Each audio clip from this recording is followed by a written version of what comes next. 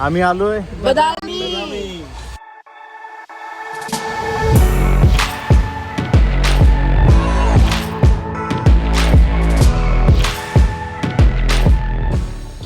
One day trip साठी आज आम्ही बदामीला आलोय.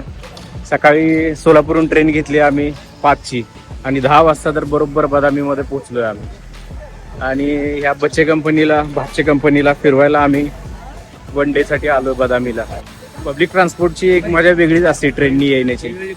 गाडीने येण्यापेक्षा ट्रेनमध्ये भारी फील येतो. वन डे ट्रिपसाठी बदामी हे लोकेशन आपल्या सोलापूरकरांना खूप भारी आहे.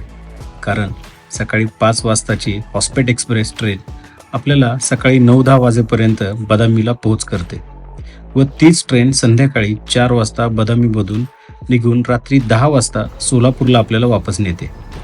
अशी आमची 7 सीटर टमटम मध्ये राईड चालू आहे.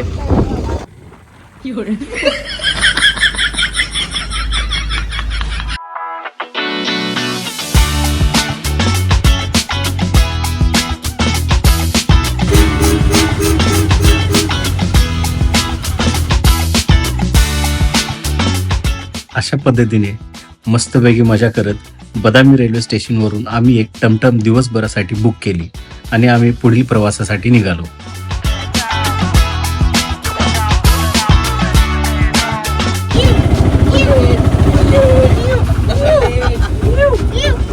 कोणाला मजा यायला लागली रे. शाळेला टमटम लाव का याला. प्रवासामधली ही नारळाची झाडं फिरायला आल्याचा खूप मस्त अनुभव देतात.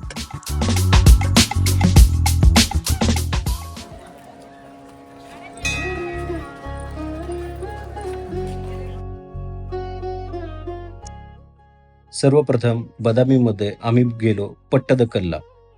पट्टदकल हे कर्नाटक राज्यातील बागलकोट जिल्ह्यात मलप्रभा नदीच्या काठावर वसलेले युनेस्को जागतिक वारसा स्थळ आहे. 7व्या आणि 8व्या शतकात बदामीच्या चालुक्य राजवंशाने बांधलेल्या या ठिकाणी द्रविड आणि नागर शैलीतील 10 प्रमुख मंदिरे आहेत. इथं पाठीमागं दिसतात ते सगळे मंदिरं आहेत आणि या मंदिरांच्या समोर जे दिसतं ना ते डेमोसाठी बनवलं होतं आणि त्याच्यानंतर मग हे फायनल मंदिर बनवलंय. म्हणजे त्या काळी ब्लू प्रिंट किंवा असं काय स्केच वगैरे करायला नव्हतं, तर यांनी डायरेक्ट मंदिरच एक ट्रायलसाठी बनवून ठेवलं आणि त्याच्यानंतर मग हे परमनंट ऍक्च्युअल मंदिर बनवलं. हे आहे डेमो बट 2 मंदिर आणि हे आहे ओरिजिनल. हाँ, यहाँ पे नाले आके दोनों ऐसा छोटा वाला मंदिर बादामी पट्टदकल में सीखने के लिए प्रोजेक्ट को बनाया इधर. गिरगिल के बाद में क्या कि हम लोग इधर यहाँ से पत्थर ले गया, बाद में गांव में घर बनाया इधर. देखो सर, यहाँ पे मुंडा मालाधारी शिव है. शिव जी के शरीर में तुम राक्षस मुंडा माला देख सकते हो इधर. ओके. सो ये कपाली शिवा और मुंडा मालाधारी शिव बनता है इधर. इथं लोकली जो दगड मिळतो ना त्या दगडापासून हे मंदिर सगळे बनवलेले आहेत. पण ही साईट काय मस्त एकदम मेंटेन केलेली आहे. सुपर्ब आहे.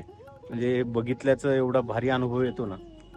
मस्तच एकदम डेव्हलप केलं. मला वाटतं हे युनेस्को वर्ल्ड हेरिटेज मध्ये ही साईट केल्यामुळं एवढी छान मेंटेन केलेली असावी. हे मंदिर बनवण्याचं कारण काय की बदामीमध्ये जे राज्य स्थापन झालं होतं चालुक्यांचं, त्यांच्या राजाचं इथं राज्याभिषेक होत होता. प्रत्येक जनरेशनमध्ये जो कोणी राजा बनत होता त्याचा राज्याभिषेक इथं होत होता, म्हणून हे मंदिर बनवलंय.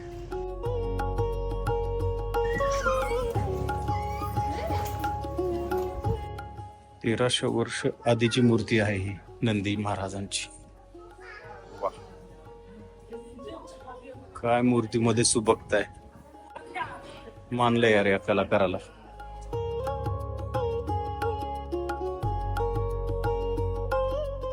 हा आहे शिलालेख.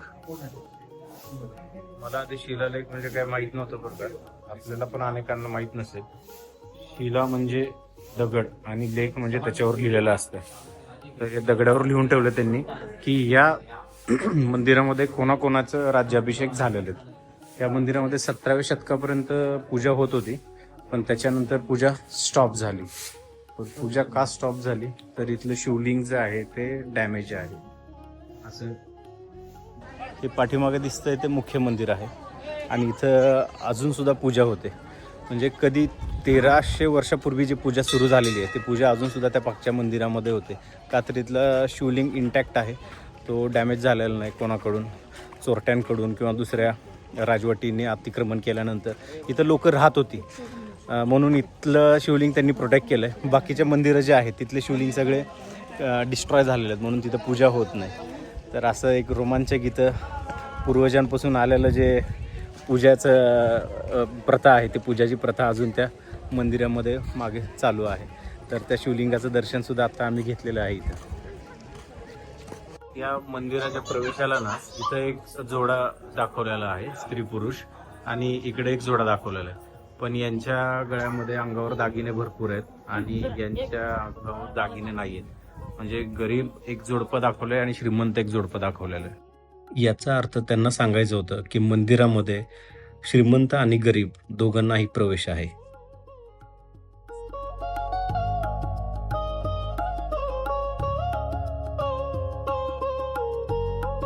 छान आहे ना? छान. काय विशेष वाटलं तुला तेवढ्या मंदिरांपैकी? मंदिरामध्ये ह्यांनी वापरलेला दगड हां विशेष आहे. हां ना. हा आणि म्हणजे आपण पाषाण बघतो आपल्या इकडं जास्ती, इकडं लाल कलरचा दगड आहे. आपल्याकडे बहुतेक मांजरीचा दगड म्हणते त्याला. होय का? पण मला काय वाटलं माहिती का, सुरुवातीला जेव्हा मी नेटवरून फोटो वगैरे बघितलं की यांनी हा दगड बाहेरून आणला आणि खूप आटास करून हे लाल कलरचाच पाहिजे होता वगैरे असं वाटलं मला. पण गाईडने सांगितले की हा लोकल दगड आहे म्हणून हा वापरलाय.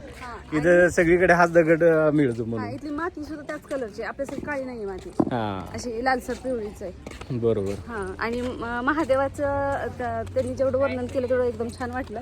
हा नाहीतर आपण एवढं डीप मध्ये जात नाही कधी. बरोबर. हा. अबू, तुला कसं वाटलं?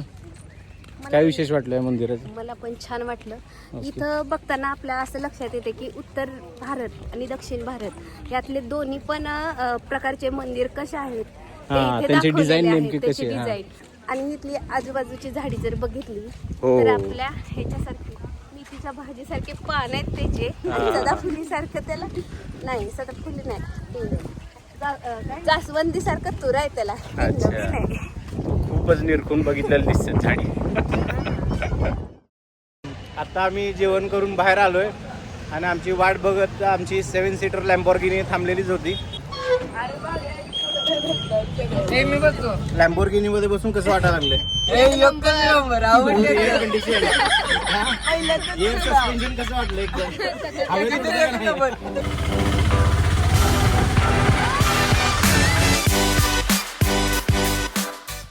पट्टदकल स्पॉट झाल्यानंतर आम्ही गेलो बदामीचं मेन आकर्षण, ते म्हणजे बदामी केव्ज, बदामीच्या गुफा.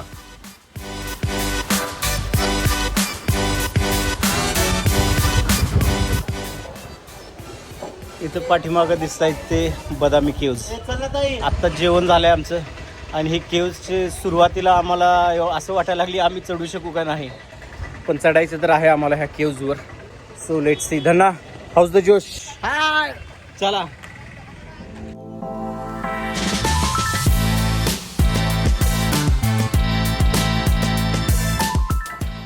बदामी गुफा मंदिरे ही 6व्या शतकातील हिंदू आणि जैन लेण्यांची मालिका आहे.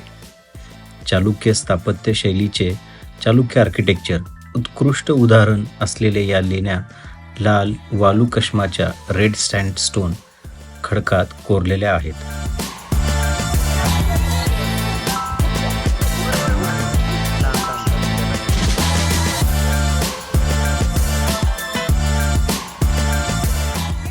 थोडं वर सोडून आलो आम्ही, पण पायऱ्या एवढ्या खड्या आहेत की लगेच दम लागतो. पण इथं येण्याचं जे दुसरं एक आकर्षण होतं, त्या अगस्त्य ऋषींच्या नावाने एक इथं तळं आहे, ते इथं पाठीमागं आहे तळं. आणि ह्या केव्स तर अशा सुंदर आहेतच.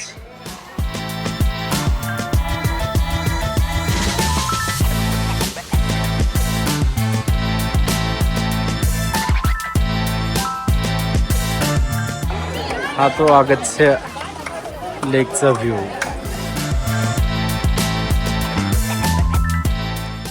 एकूणच खूप मस्त वन डे ट्रिप आमची बदामी येथे झाली. पहाटे 3 वाजता उठून 5ची रेल्वे पकडणे, नंतर टमटममध्ये प्रवास करणे, 1200-1300 वर्ष जुन्या वास्तू बघणे आणि बहिणींसोबत व भाच्यांसोबत ट्रिपचा आनंद घेणे असा मस्त अनुभव या ट्रिपमधून आला.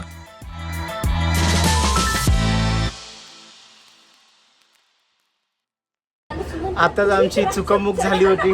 आम्ही 7 जण सगळे वेगवेगळ्या डब्यामध्ये चढलो आणि आता पुढच्या स्टेशनला नंतर सगळेजण भेटलो. आम्ही सगळ्यांच्या चेहऱ्यावरचा आनंद एकदम दिसून यायला लागला.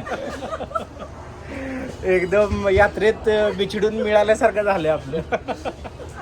आमची वन डे ट्रिप इथे संपत आहे, तर कोणाला कसं वाटत आहे जरा सांगा. बेस्ट झाली का? तशी बघायला गेली तर बेस्ट झाली. Best टाइम झाली. थोडा कमी पडला. पण एक लक्षात घ्या, आजच्या या ट्रिपने आपण डॅडींचा रेकॉर्ड मोडलेला आहे. वन डे मध्ये वापस.